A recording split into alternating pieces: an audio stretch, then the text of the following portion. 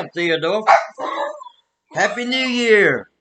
Get down, Theodore. Go on.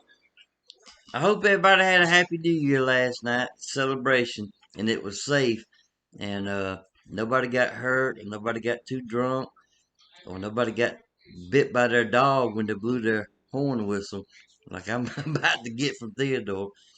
But yeah, I do hope everybody has a good New Year this year, and I got a news story that I just found, and I'm not going to share it really or talk about it much until Monday. But there's already been killings starting in Philadelphia. You know I can't say it right, but there's already been some killings started already, and they had 500 and something killings this past year. But that's not what this video is about. This video is going to be about the Central State Hospital in Milledgeville, Georgia, which at one time was the largest mental hospital in the world. It held over 12,000 patients, mental patients at one time. And I grew up in Milledgeville, and we probably didn't live a mile and a half from the Central State Hospital. So, we grew up around it, and I'm 56. So, I remember some fun times up there, or not fun, but just some funny experiences, laughing and joking about the Central State Hospital. Like, for instance, one of my mama's brothers, her youngest brother, Billy, he'd always call Mama sometimes, and he'd say, he always called her Liza. Everybody called her Liza. He said, Liza, another one of them patients got loose up there at the hospital. You gonna come up there and spend the night with you and Skipper tonight? And Mama, she knowed he was playing. She said, no, I got a pistol next to my bed. He best not come in this house if one of them's loose. But it wasn't nothing for them to just walk off and they find them wandering through town because there wasn't any prison bars. I mean, it was like a big college campus. The Central State Hospital was just great big buildings that housed the mental patients, and didn't have bars or fences. I mean, you look at the pictures I'm fixing to show you from this video, you'll see it was like a big college campus. Great big greens, big peach orchard, not peach orchard, pecan orchard out front, and but there's a lot of history, a lot of bad history about the Central State Hospital, and instead of me trying to explain to you or talk to you about it, the guy, and I think the other one was a girl doing it, but they do an excellent job of talking about the Central State Hospital. But yeah, it was a it was a mess up there in Milledgeville. But I think y'all will enjoy it. So I'm gonna go ahead and get started with it and quit talking. Watch Theodore. I'm gonna do it one more time. Happy New Year. Ah, ah, ah. Let me go ahead and tell y'all before I start the video. Milledgeville was synonymous. It was known as the Central State Hospital. Now, my dad, he worked for a chemical construction company. And me and Mama, we would travel with him on long jobs when they would do long jobs. We'd been with him in Wyoming, Texas, Boston, North Carolina, just all over the country. And this is back in the early 70s now when I was a small kid, but I can still remember, somebody would say, well, where y'all from? Y'all don't sound like y'all from around here. Y'all from the South somewhere, ain't you? And Mama and Dad say, yeah, we're from Milledgeville, Georgia. And it's always start backing up because everybody and their mama knew that Milledgeville housed the Central State Hospital. So it was always known as the Central State Hospital in Milledgeville. When I was 18, I used to work at the Central State Hospital in the engineering department. And I had this guy that paired you up with people to work with. His name was Leroy. And Leroy was black. And sometimes me and sometimes me and Leroy would have to go inspect those buildings. Just walk through them and see if the roof was leaking we'd go to the top floor and look up and see if the roof was leaking. And if there were, we'd have to do repairs on it. I'll put it in work order for repairs. Sometimes me and old Leroy would walk in one of them buildings and they're like 5, 6 stories high, some of them. And once you walk in there and you close that door, man, you start hearing stuff in there, all kind of noises, creaking and popping, and it sounds like somebody's in there. For we know there's nobody in there.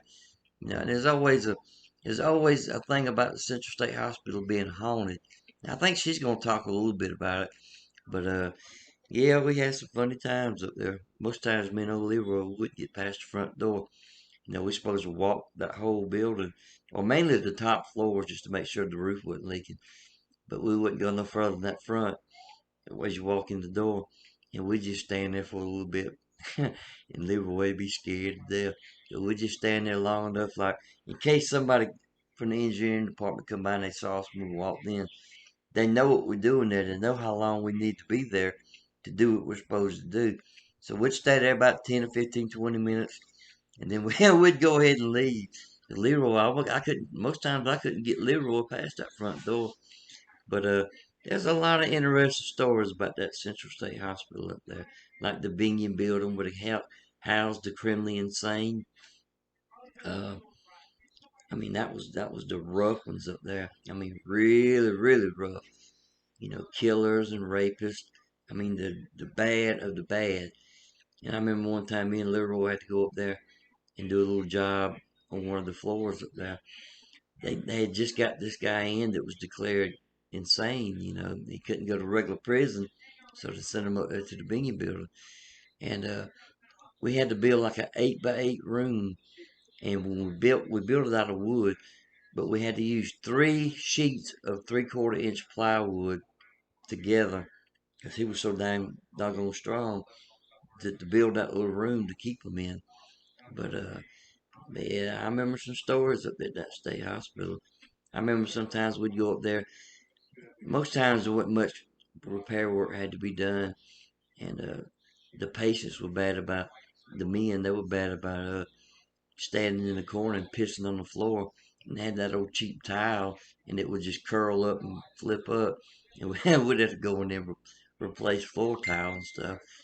But we always had to keep our tools. We couldn't carry just a couple of tools with us, like a hammer and a screwdriver or something to pop the tile up with. We'd keep them right there next to us, within hand's reach, because there was some crazy patients up there.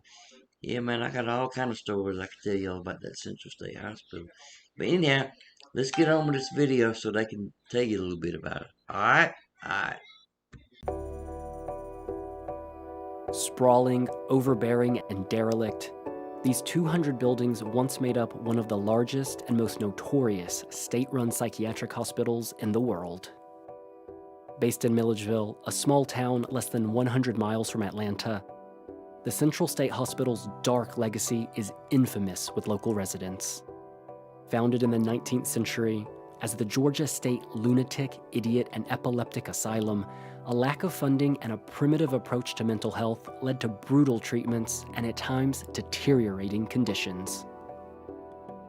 It's strange, but when I was a little kid and I was misbehaving, my father would threaten me by saying, "I'm going to send you down to Milledgeville," and I would shut up. But to be here voluntarily all these years later, it feels a little wrong. A small section of the hospital is still in operation. There are still patients here at Central State Hospital, over 300 of them, and it's important to remember that this is still an active hospital. It's very disrespectful to them and to their treatment to try to come out here and either break into the buildings or quote unquote hunt for ghosts. Beyond the working hospital, most of the estate is now in disrepair, and in recent years, dark tourism has attracted an influx of urban explorers keen to record Milledgeville's sinister legacy. But structural damage and reports of decades-old asbestos mean that the interiors of most of the buildings are officially off-limits. Roofs have caved in, windows have been boarded up, and staircases have collapsed. But perhaps more powerful than the actual buildings are the thousands of graves of former patients, a chilling reminder that many people entered Milledgeville, but never left. So when you look at the stakes here, they all do have numbers on them. And it's sort of a misnomer that we don't know who they all are. But we do know who every person is who's buried here. The numbers were for privacy purposes. Many locals have relatives who either worked at the hospital or were admitted there. For some, not enough is being done to honor their memory. I feel sorry for my great-grandmother. She was in that building right there. If I can't relive and memorialize her and what she did here, at least you could memorialize where she stayed and the hospital that she spent her entire life in. Over the years, racism, sexism, and what's now viewed as a rudimentary, if not brutal, approach to treating patients with mental health issues meant that by the 1960s, the hospital's population had swollen to over 12,000 patients. So my great-grandfather sent his wife, Betty Stubbs, to Central State. And I'm of the opinion that she had postpartum syndrome and had to live here for almost 30 years, either pretending that she was not normal so that she could cope, or just living in a fog.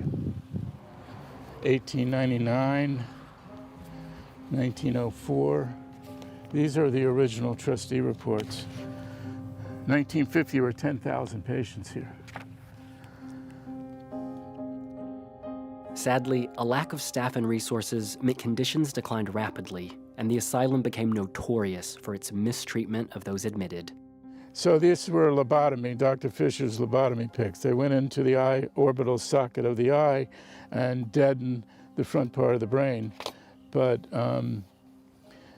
it was real brutal. It really, I think it hurt more than it helped. We've come a long way since then, and Carrie hopes a new museum will remind people how different our approach to mental health is today. With fields like psychiatry and psychology, as we learn more, we know more, we can do more. As we start to understand the brain chemistry and sort of the human anatomy, we can better help people and help them live successfully. So it's important to remember the history of where we came from and how we've continued to grow as a society and in the medical profession. Local authorities now run a tour for those curious about the hospital's dark past.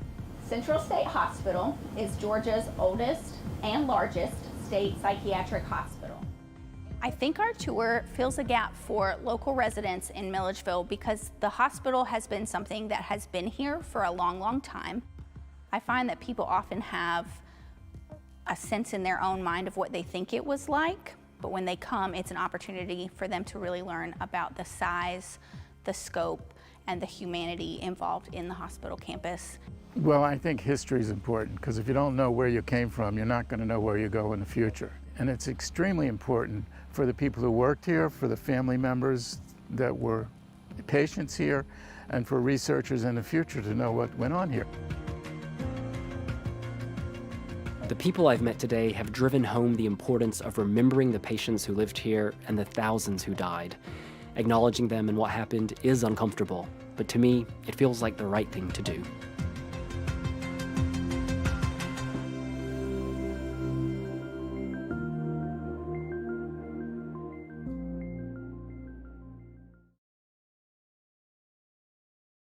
So, haunted asylums are pretty popular, and it's not hard to see why. These sites, especially the older ones, were often the site of a lot of death and general misery. So it's not hard to see why paranormal enthusiasts might think there are spirits there who couldn't move on from the trauma of their deaths. A while back, someone mentioned Georgia's Central State Hospital in my comments. I finally decided to look into it and thought I would share what I found with all of you guys. So, let's talk about it. So just to start out, there is a bit of contradictory information surrounding the hospital's history. This isn't too uncommon in a lot of the topics I research, especially things that happened decades or even centuries ago when some of the records might have been lost to time. There are also a lot of incidents and happenings where no specific date was given, only the decade. I'm not sure why this was done, but I will do my best to give you the information that I found. So I found 3 separate addresses for the hospital. One is 7 Martin Luther King Jr. Drive. Another is 2450 Vinson Highway. When you go to Google Maps, the only location they have listed for Central State is at 620 Broad Street, which was another address listed by a few sources. I'm not sure exactly why there are so many different addresses listed. I have a couple theories. Either 1, the campus was so big that different buildings often had different addresses. 2, some of the buildings often relocated, or 3, a bit of both. The hospital opened in 1842 as Georgia Lunatic Asylum. Until 1866, they admitted white patients only. By 1870, 1/6 of the patients were Black, and unsurprisingly, patients were segregated by race. In 1897, the hospital was renamed Georgia State Sanitarium. In 1870, the hospital superintendent, Dr. Everts, reported bad conditions to Georgia's governor, Rufus Bullock. He claimed the buildings weren't properly heated, lit, or ventilated, that there were a lot of leaks, rotten floors, roaches in the kitchen, and that people were sleeping on straw beds. All these problems were blamed on insufficient funding, and the hospital started to receive more money, but conditions didn't exactly improve. By 1904, the hospital had an average of just under 3,000 patients a day. Many were admitted for reasons that might sound odd today. Things like disappointed affection, religious excitement, domestic unhappiness, and ill health and jealousy. I'm not sure if these were euphemisms or maybe outdated medical terms, or if they sounded weird even a century ago. There were rumors that people got sent to Central State for things like smoking pot and being in interracial relationships. Parents in the area would threaten misbehaving children by telling them they would send them to Milledgeville if they didn't straighten up. Milledgeville is the city where the hospital was located. I probably should have said that from the start. In the early 1900s, the hospital asked for more government funding to build a tuberculosis wing, since a lot of patients were dying from the disease. There was also contaminated water that was causing typhoid, so they asked for a new water supply. By 1940, the hospital had been renamed Milledgeville State Hospital and held about 10,000 patients. Just 20 years later, it had swelled to its peak at 12,000, and the patient-doctor ratio was 100-1. By the 1960s, 1/4 of the doctors on staff struggled with alcoholism or drug abuse, and none of them were psychiatrists. In 1952, Peter G. Cranford, the hospital's chief clinical psychologist, published his book, For the Grace of God. The book details the history and goings-on of Central State up to that point. It's been out of print for a while, but around 2009, it was packaged together with another book in a mini collection called Damnation Hospital. Amazon calls both books together the 2 most exhaustive looks at Central State's early history. I will leave some links below if you want to check it out. In the meantime, Central State wasn't exactly employing the most ethical practices. Lobotomies, straitjackets, shock therapy, and ice baths were all used. Children were put in metal cages, and adults were forced to take steam baths and cold showers, which I'm sure were far different than the sauna-like conditions those words bring to mind. Surgeries were often performed without a doctor even being present, let alone operating. Homicides, suicides, and accidental deaths due to patient neglect or abuse also happened.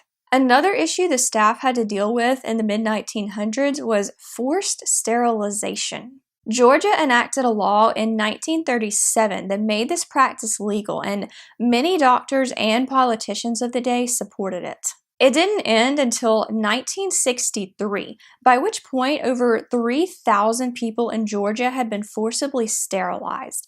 3/4 of them were psychiatric patients. I don't know for sure if this practice was carried out at Central State, but there is a pretty good chance it was. In the 1960s, Georgia's Governor Carl Sanders started moving patients to homes that would suit them better. He was aided by Jimmy Carter, who at the time was a Georgia state senator, and of course went on to become the 39th U.S. president from 1977 to 1981. In 1967, the hospital was renamed Central State Hospital. In my research, I also came across a lawsuit from 1978. A Central State employee was injured on the job in 1971 and filed for workers' comp. Then in 1977, standing at work all day caused her feet to swell, which was a consequence of her earlier injury. Workers' comp and lawsuits are things a lot of companies have to deal with, and I don't think this necessarily means anything on its own. But with everything else going on at this point at Central State, it doesn't look too good for them. Central State was added to the National Register of Historic Places in 1978. By this point, a lot of the buildings were falling into disrepair, and some of them had to be destroyed because they were deemed unsafe. The patient abuse continued into the 1990s and even the 2000s. A 2007 report said 42 Central State patients had died under mysterious circumstances over the previous 5 years. Journalists continued to expose patient abuse, and government officials slowly agreed to change things. So sources vary on when Central State closed.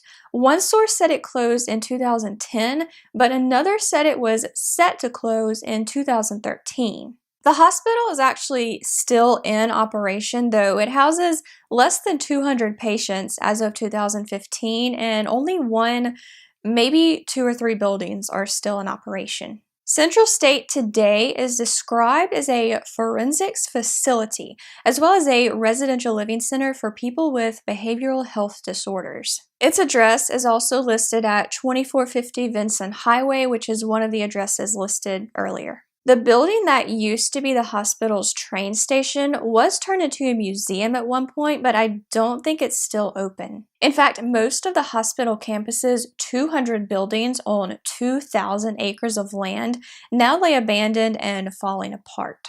Visiting them is technically considered trespassing, so I would advise you not to go there. Besides, there are plenty of videos of people visiting the old campus that allow you to experience the ruins from the comfort of your own home. In 2019, a project was launched to turn the old Central State campus and surrounding area into Renaissance Park. Their mission is, according to their website, to develop long-term strategies for repurposing the former Central State Hospital campus by identifying potential business opportunities and coordinating the development of the property with a focus on job creation, education, and real estate value for the community.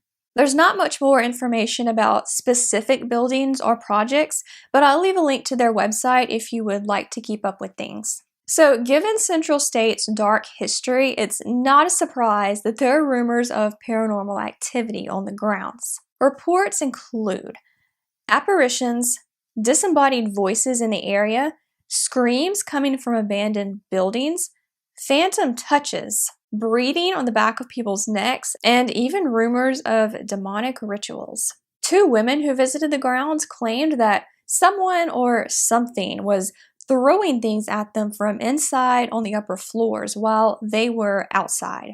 A member of another group claimed to feel a sudden chill, which is something pretty common with ghosts. Yet another member of that group reported the smell of rotting flesh, which, according to them, is a sign of demonic activity. I've never heard this before, but it might be true, or at least a common belief. There's also a cemetery nearby that holds the remains of 25,000 people, many of them in unmarked graves. Nearby Cedar Lane Cemetery holds 2,000 bodies, I believe, in addition to this. I haven't found information about hauntings associated with these particular areas, but I thought it was worth mentioning. So one last thing before we go, and this isn't related to Central State specifically, but I thought it was worth bringing up. While I was writing the script for this video, I coincidentally started reading a book called Asylum by Amy Cross. I can't really show you a copy because I'm reading it on my Kindle, but I'll put a picture up here to show you what the cover looks like. It is fiction, but takes place in a mental hospital that may or may not be haunted, which is obviously similar to Central State. I just started this book about a week ago. I'm around 70% done with it, and it's not bad. And as a writer myself, I like to take any opportunity I can to shout out other authors. So if hearing about Central State has left you with an appetite to hear more stories about haunted mental hospitals, I will leave a link to that book below. So that's all I have for you today on Central State Hospital. In a lot of ways, this story is pretty typical of other haunted mental hospitals, but I had no idea things went on as long as they did. There was still patient abuse happening in my lifetime, and the lifetime of a lot of my viewers, I'm sure. If you're from the Milledgeville area and have more insight on Central State, I would love to hear it in the comments. Sometimes locals have a perspective on things that the internet and books just don't. And of course, even if you're not from the area, I would still love to know what you think. If you enjoyed this video, be sure to like and share it. And for more dark content, I hope you'll consider subscribing and hitting that bell. Thanks for watching and have a creepy day. Bye guys.